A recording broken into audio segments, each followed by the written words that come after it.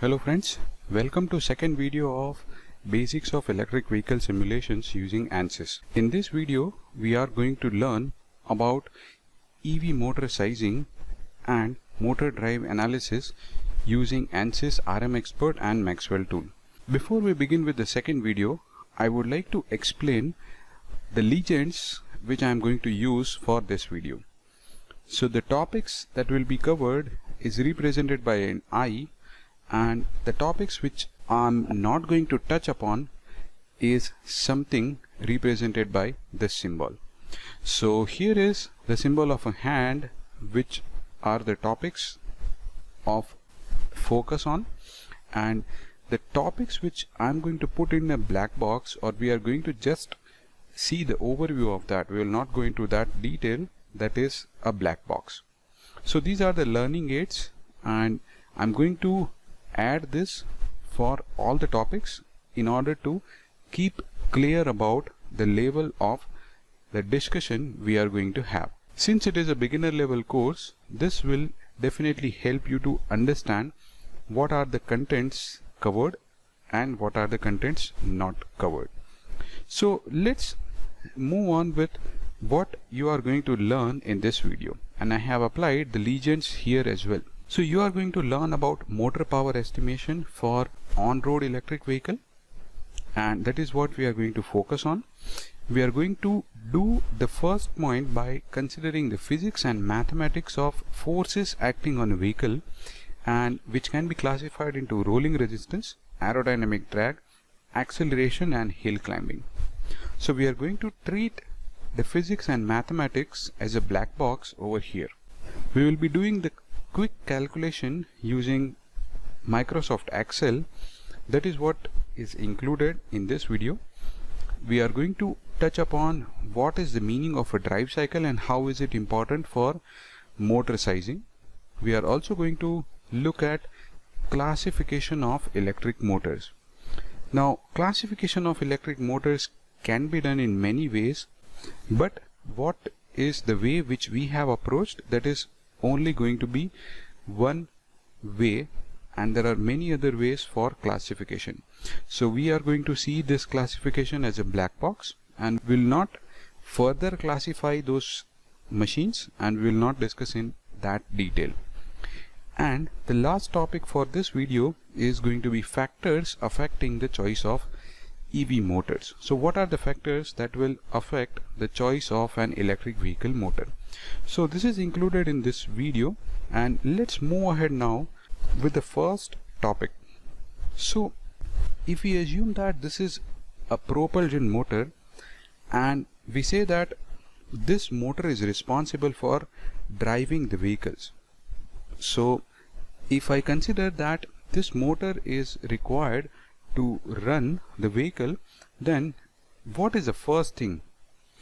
In order to start with the design of the motor, I need to first understand what is the value of the torque and speed which is going to be available on the motor shaft. So we are going to understand what is available on the motor shaft, or we will answer this question first: what does the motor experiences through wheels? Right? So the shaft of the motor will be connected with a gearbox, and this gearbox can be of different teeth, and this will be directly connected with the wheels. Right? So let's say this is the arrangement in a typical electric vehicle. So here we have wheel W, and this shaft is connected over here with this gearbox and some other mechanical power transmission system. So this wheel is going to apply the force and basically the torque and speed on the motor shaft. So the motor is going to experience some kind of force or some kind of load through the wheels, right? So what is that load the motor is going to experience from the wheel? That we are going to learn now. So first thing is, we need to resolve the forces acting on a vehicle body, because on the wheels you have the entire vehicle body mounted, right? So the vehicle body comes in contact with the road surface through the wheels, and basically the wheels are going to experience all the forces. So we need to resolve all the forces acting on a vehicle body. We need to know the range of speed and the torque which are available on the motor shaft. So this is very first exercise which is required for designing an electric vehicle motor, and the motor can be controlled in wide speed range, avoiding the use of multi-speed gearbox. So here is a important thing to be understood. In case of an electric vehicle, you need not to have the gear system like which is a manual gear transmission. So this is going to be a fixed gear of a fixed ratio, and it is going to be single speed gearbox, because we are able to control the motor in such a way that it can produce the required torque and speed. There is no need for multi-speed gearbox. However, in some cases where it's a hybrid electric vehicle or some special vehicle, it can be a choice for a designer to include multi-speed gearbox. So the motor is also controlled in wide speed range, and the gearbox can be only fixed speed gearbox, right? Or sometimes this gearbox may not require at all, because the motor is itself mounted in the wheel, right? So the motor which are mounted inside the wheel, they are called in-wheel motors, and there may not be any gear required at all, right? So the EV motors comes with a variety of conditions. So we have already seen one of the in-wheel motor from protein in the earlier video. So let us move to the next slide and understand how do we resolve the forces acting on a vehicle body. So we need to understand the theory of forces acting on a vehicle body. So the first step in order to do that is simplify the mechanical load on the propulsion motor shaft. We need to resolve the forces acting on the vehicle body and therefore the motor. So let's move to the next step. We are going to now learn about vehicle tractive force analysis, and this particular analysis is applicable for road vehicles. So remember, if you are talking about some other applications, which is, let's say, electric boat, or if you are considering a drone application, or if you are considering a light aircraft application for passenger transport or any other application, this analysis cannot be applied in those type of vehicle. This analysis is applicable only for road vehicles. So what we are going to learn, we are going to take an assumption of a car body, and we are assuming that this car body is moving with velocity v in forward direction at an angle alpha on the uphill condition. So this theory is based on the vehicle dynamics. So we are not going to touch upon the vehicle dynamics in detail, but we are going to understand which are the governing equations in this case. So basically there are 4 different types of forces applicable on the vehicle. So the first is the vehicle is required to accelerate from 0 speed to the defined speed, right? So let's say the vehicle is required to travel from 0 to 40 kilometers per hour. So how much is the power required, or how much is the energy required for acceleration? That will be calculated in this category. So the second category is the rolling resistance. If we assume that the vehicle is running at a constant speed of 40 kilometers per hour, how much is the rolling resistance experienced by the tire surface? And that is basically the rolling resistance force on the tire surface. The next is aerodynamic drag. So the vehicle, whenever it's moving, the air is going to apply some force, because of air is having some finite value of density, and there will be aerodynamic drag happening. So this aerodynamic drag is also required to be overcome by the motor which is used as a traction motor. So the aerodynamic drag basically depends on many other parameters such as wind velocity and the design or the aerodynamic design of the vehicle. So when you consider, so let's say this is the front area of the vehicle, and this front area of the vehicle can be different in different designs, and it can be different for a two-wheeler, it can be different for a three-wheeler, and it can be different for a different design of four-wheelers as well. So the aerodynamic drag is something which is dependent on aerodynamic design.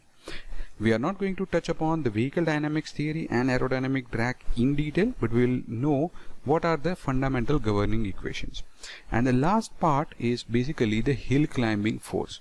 So these are the four different types of force which are acting on the vehicle, and we are going to see these forces one after another. So let us now have a look at all the forces individually. So the first force is the rolling resistance, and if I consider this force and if I express this force as a rolling resistance force, I can write this as force available on the vehicle due to rolling resistance denoted as FRR, which is basically proportional to the mass of the vehicle and obviously the gravitational constant. And this constant of proportionality can be replaced by a coefficient called rolling resistance coefficient, and the equation for rolling resistance force acting on the vehicle can be this value. So the mu RR is basically the coefficient of rolling resistance. It depends on the tire design and the road condition. So if the road is a smooth surface, or if the road is going to be a different surface under the rainy condition, this value of rolling resistance is basically going to change. Now this rolling resistance, we are here going to assume that it remains constant with reference to speed, and this force is not dependent on the speed. So whatever is the speed of the vehicle, the rolling resistance force is almost constant, but in reality it is not. So you have to dig into the vehicle dynamics in order to have more accurate equations, but with certain assumption, with certain degree of accuracy, we can apply these equations to calculate the force acting on the vehicle. The next force is aerodynamic drag, and this aerodynamic drag can be represented as this equation, and basically the aerodynamic drag is proportional to square of the velocity, and basically all this constant, which are rho, which is air density, A, which is frontal area of the vehicle, and CD is the drag coefficient, and V is the velocity, which is resultant velocity, and which is basically the vector addition of the wind velocity and the vehicle velocity. So if the wind velocity is opposing the vehicle, we need to consider that effect as well. So this is aerodynamic drag fundamental equation. So this is equation number 1, and the next important equation number 2 which we have learned is aerodynamic drag. Now there are a lot of quantities which are dependent on certain parameters. So here is a tire geometry, tire design, and maybe the road condition which decides the mu RR. Here also there are other coefficients such as CD, which is decided by the aerodynamic design, and this V square basically involves the wind velocity also, and the wind velocity is totally dependent on the environment in which you are considering in which the vehicle is running. So these are the two equations which we have seen. The next two equations will give us further idea about which are the other force. So remember, we are considering this forces in newtons, and we are considering the units in which are represented by this. So velocity in meter per second, weight in kilograms. So this is the unit system which we are going to follow here. Next we are going to discuss about hill climbing force. So the hill climbing force is basically the power required for the vehicle to climb the uphill. Why we are always considering the uphill? Because that will require more power than downhill. Basically the downhill is going to aid forward velocity of the vehicle, and therefore we are not considering that case. So uphill is the case which we have seen in the previous slide. So over here we are assuming that alpha is the angle through which the vehicle is moving on the uphill, and we will consider the same angle alpha constant throughout the velocity of the vehicle.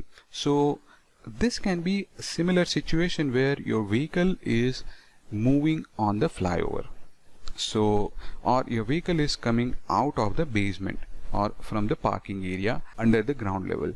So what is the level of the force that is available or that is going to be exerted on the vehicle, because now the mass is going to be climbing the level, right? And therefore there will be two forces which are going to be exerted on the vehicle and which are available from the center of gravity of the vehicle as this component and this component.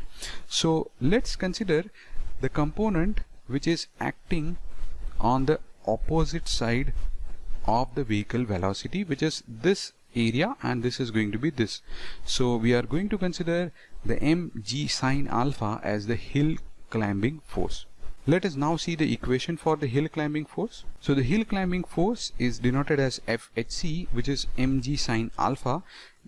Here if you consider alpha in degrees, you need to convert this alpha into radians for matching the units of this force in newtons.